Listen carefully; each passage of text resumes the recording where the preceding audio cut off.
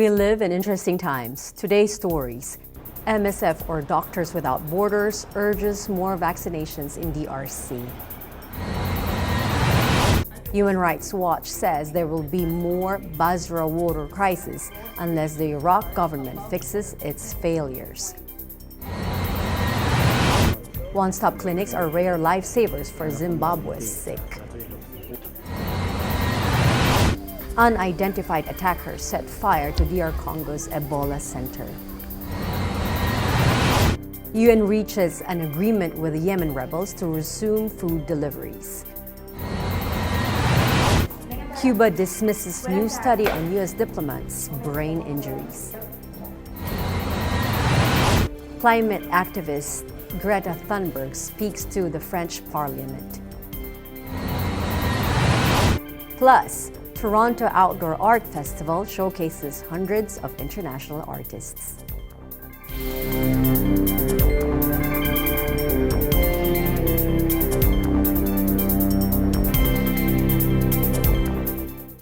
Hello everyone, I am Eliza Gonzalez Manglekmot, bringing you stories from around the globe, and this is Eagle News, broadcasting from Washington, D.C.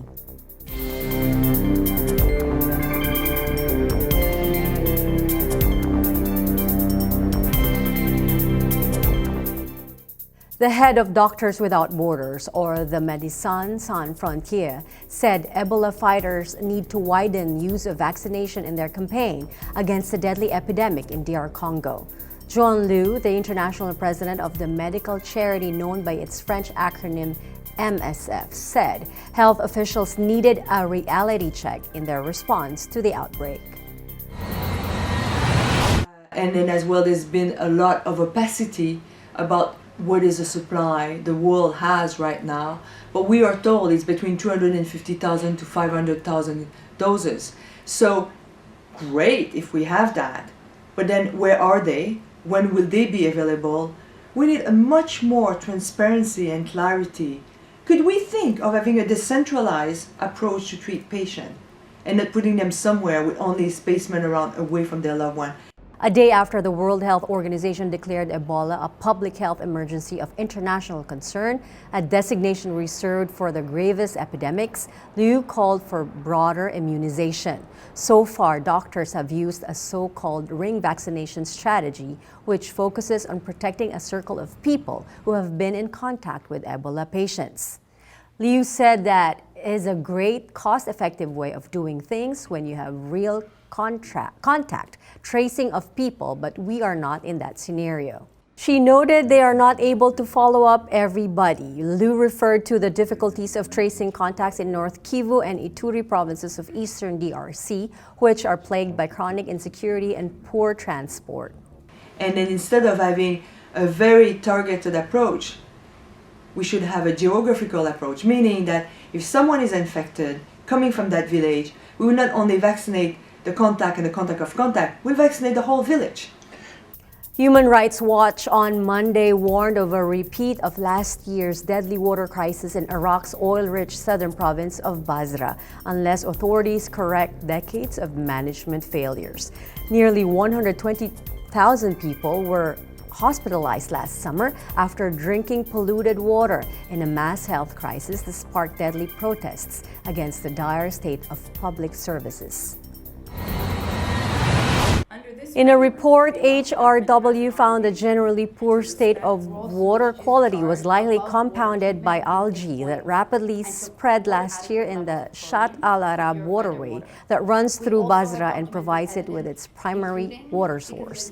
It indicated that the algae pollution and high salinization could together have sparked the mass health crisis. It said, quote, "These combined failures violate Basra residents' rights to water, sanitation, health, information, and property guaranteed under international and national law." HRW slammed the Iraqi officials as, quote, "short-sighted," saying they had not properly communicated with citizens about the emergency at the time, nor released the results of probes in the year since or dealt with underlying causes. Research shows is that the big fixes that are needed to solve this problem are, in many cases, major engineering projects. these engineering projects are going to take 2, 3, 4 years to bring online. The government now has potentially a year or two of more rainfall, and it should be maximizing its use of those years to start these engineering projects immediately, so that by the time there is another year where there isn't enough water, these engineering solutions are in place. Otherwise, absolutely, there will be another crisis. Everyone in Iraq, not only Basrawis, have an absolute right to information about their health, their environment, and any risks to their health and their environment. As a result, it is unacceptable that the government is refusing to make public the reports that they did on why people got sick, on the contaminants found in the environment. This is the right of citizens. Zimbabwe is opening 10 pilot clinics across the country to offer free diagnosis and treatment for tuberculosis and diabetes. The government hopes to fill the gap in a country where TB infections are among the highest in the world, but where public health services have collapsed.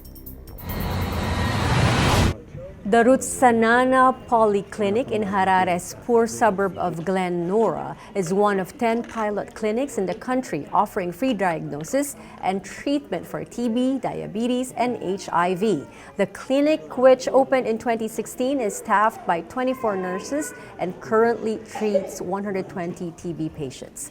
According to the World Health Organization, among the million-plus people living with HIV in Zimbabwe, TB is the most common cause of death. HIV-positive people and others with weakened immune systems are particularly vulnerable to contracting the infection. In a country where public health services have practically collapsed, containing the spread of TB has been a persistent struggle. If one is HIV, if one is on TB treatment, and if he also has TB diabetes, and the diabetes is well controlled, chances of him recovering very well are very high.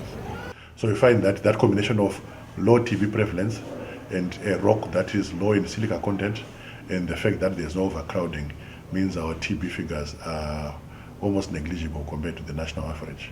You find that we get 1, 2, or up to 3 cases in a period of 12 months. Zimbabwe has been stuck in a catastrophic economic and financial crisis for decades, and its doctors are underpaid and under-equipped.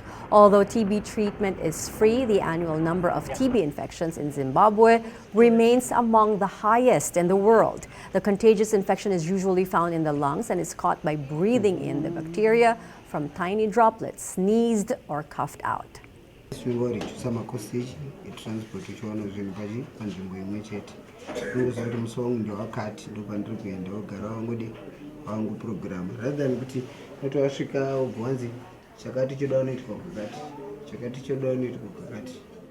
As HIV-positive people are so vulnerable to TB, the clinics have followed the advice of WHO officials to link TB testing and treatment with HIV prevention programs. We looked at the incidence of HIV and how it has been coming down, and the various responses that government, civil society, NGOs have taken to bring the incidence down. Unidentified attackers ransacked and set fire to a health center tasked with thwarting Ebola cases in Eastern Democratic Republic of Congo.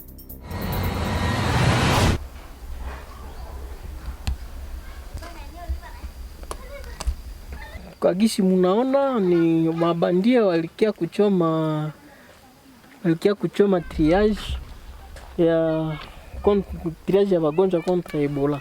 Kapokea wagonjwa mingi, tunaona kontre yote ilikuwa natunziwa hapa à peine 25 à 20 malades par jour. Pia gouvernement iassure sécurité ya wafanyakazi na autorite yake iestore mweneo hii juu inaonekana eneo haiko kontrole na gouvernement. Coming up, UN reaches an agreement with Yemen rebels to resume food deliveries. Cuba dismisses a new study on U.S. diplomats' brain injuries.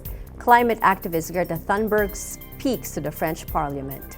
Plus, Toronto Outdoor Art Festival showcases hundreds of international artists. Eagle News will return in a moment. Stay with us.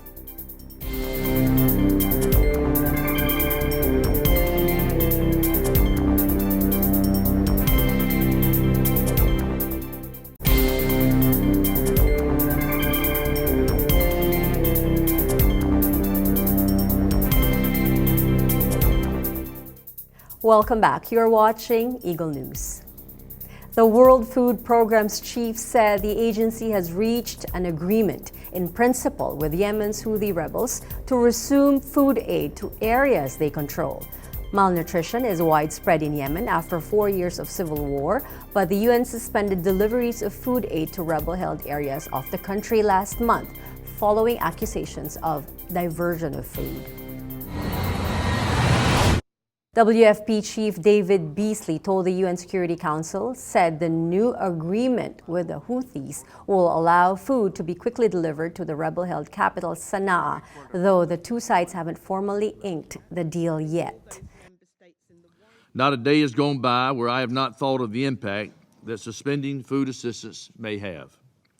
To the people in Sana'a City and through all of Yemen, I am sorry you're having to go through this. But let me add, despite the suspension, we have increased, as Mark said, the number of people who have been reached from 10.6 million to 11.3 million, and we are continuing to scale up. While warning of a dire and worsening humanitarian situation, UN envoy to Yemen Martin Griffiths said a fragile ceasefire in the key port of Hodeidah may finally allow us to focus on the political process before the end of this summer. My hope, of course, is that progress in Hodeidah will finally allow us to focus on the political process, and I hope that we will see this before the end of this summer. Yemen, indeed, as we have observed before, has no time to waste.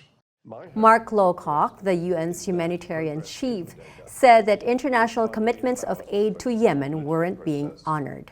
He singled out Saudi Arabia and the United Arab Emirates, members of the coalition that intervened in Yemen in support of its government.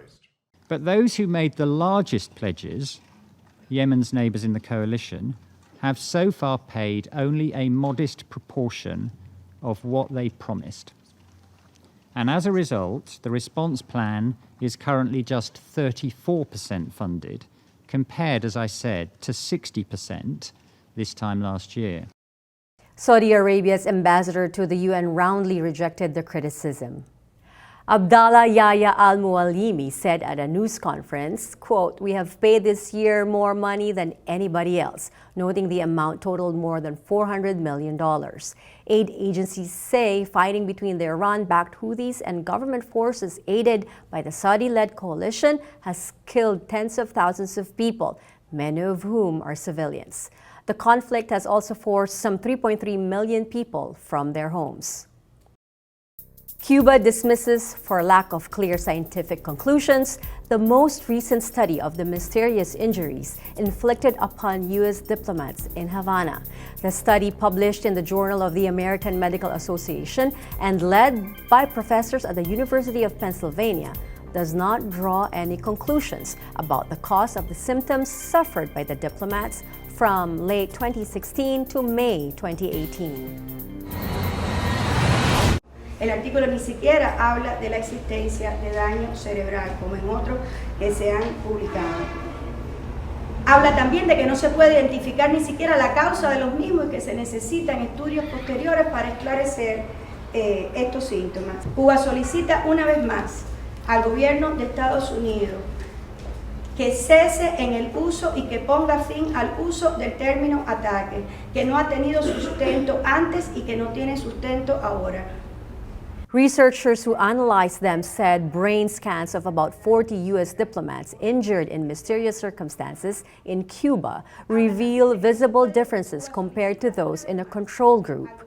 The study, published in the Journal of the American Medical Association and led by professors at the University of Pennsylvania, does not draw any conclusions about the cause of the symptoms suffered by the diplomats. Concluyendo, el artículo nuevo no permite llegar a conclusiones científicas claras. Podría decirse que el cuadro de resultados médicos es todavía más confuso y contradictorio. Y además, es complicado porque las numerosas críticas que la comunidad científica internacional hizo al artículo anterior no han sido respondidas satisfactoriamente. However, Ragini Verma, a professor of radiology at UPenn and co-author of the study, said the MRIs of the patients confirmed that, quote, something happened to these brains of these people. She said it's not imagined. All I can say is that there is a truth to be found. Verma added, whatever happened was not due to a pre-existing condition because we test for that. From late 2016, diplomats posted in Havana and some of their family members suffered unexplained symptoms ranging from poor balance and vertigo to lack of coordination, unusual eye movements, anxiety, and what victims called a cognitive fog. The United States recalled most of its diplomatic personnel from the Cuban capital in September 2017. According to Verma, some of them have recovered and returned to work, but others are still undergoing rehab. The U.S. government never publicly explained the cause of the mysterious illnesses. It neither confirmed nor denied the possibility of attacks using some sort of acoustic weapon, as some U.S. media reported without offering proof. Cuba has denied all responsibility for the incidents, which also affected at least 14 Canadian citizens.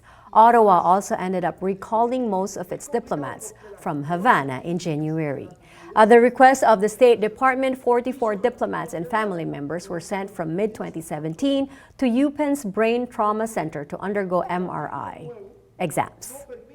Researchers compared those results with scans from 48 comparable subjects in 2 control groups. The differences are statistically significant and relate to the brain's white matter as well as the cerebellum, the part of the brain that controls movement.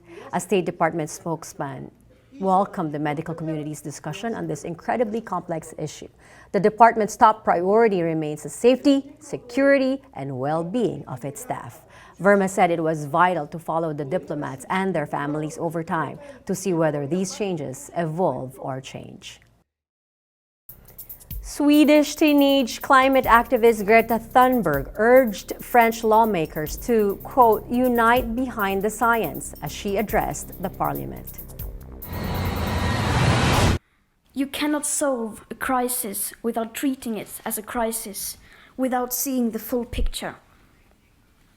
You cannot leave the responsibility to individuals, politicians, the market, or other parts of the world to take. This has to include everything and everyone. Once you realize how painfully small the size of our remaining carbon dioxide budget is, once you realize how fast it is disappearing, once you realize that basically nothing is being done about it, and once you realize that almost no one is even aware of the fact that carbon dioxide budget even exists, then tell me, what exactly do you do? And how do we do it without sounding alarmist?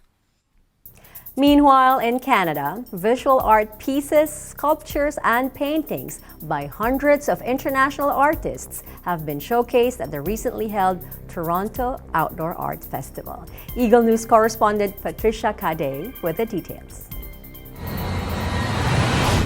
We are here today in the heart of downtown Toronto at Nathan Phillips Square for the 2019 Toronto Outdoor Art Fair, where hundreds of emerging and professional contemporary visual artists gather to showcase their creative works of art in one of Canada's largest cities. Since its first establishment in 1961, the Toronto Outdoor Art Fair remains to be Canada's leading contemporary art exhibition. This is Canada's largest contemporary outdoor art fair, and we've been happening here at Nathan Phillips Square since 1961. It's also one of the longest running outdoor art fairs. We showcase over 360 visual artists and makers, and we attract over 100,000 visitors annually to Nathan Phillips Square, who come to see works, discover new talent, and buy works from the artists of the fair. Where more than 300 international and Canadian emerging artists and creators assemble to display and sell their visual art pieces, sculptures, and paintings from a variety of art installation tents and booths. In its 58th year, the TOAF gives new and aspiring visual artists and art lovers the opportunity to learn and interact with professional visual artists through workshops and panel discussions. I've been practicing ceramics for about 8 or 9 years now. It kind of came out of nowhere, and then I really liked it as soon as I kind of touched the material, and I've been doing it ever since then. From like from school to a residency, back to school, and now I'm back in the Toronto, Hamilton area, working on setting up a space again.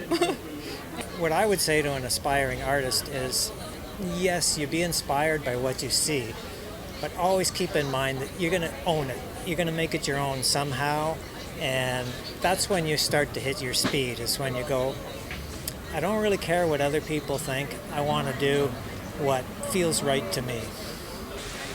Rain or shine, the Toronto Outdoor Art Fair is open to art enthusiasts, collectors, and the community to see, experience, and appreciate the original artworks of new and professional contemporary visual artists.